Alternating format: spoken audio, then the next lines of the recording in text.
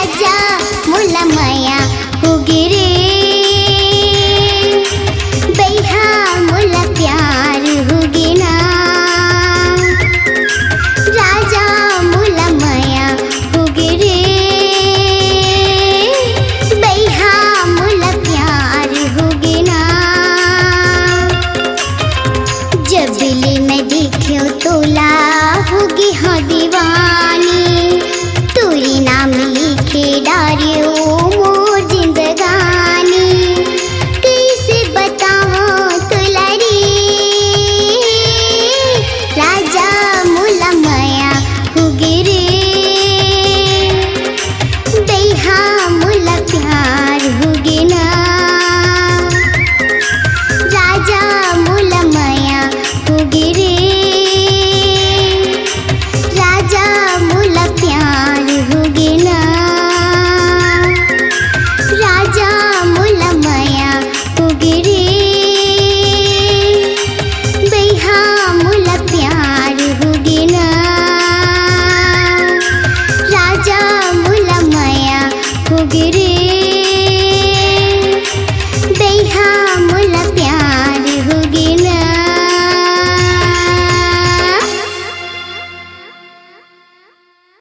आवाज को दीजिए एक नया मुकाम। डिजिटल रिकॉर्डिंग की दुनिया का जाना पहचाना नाम स्वरांजलि, जहां गूंजती हैं ध्वनियां अपनी माटी की सौंधी सुगंध के साथ। छत्तीसगढ़ी संगीत के विविध रंग जो पहुंचाते हैं पूरे प्रदेश में डिजिटल रिकॉर्डिंग के संग।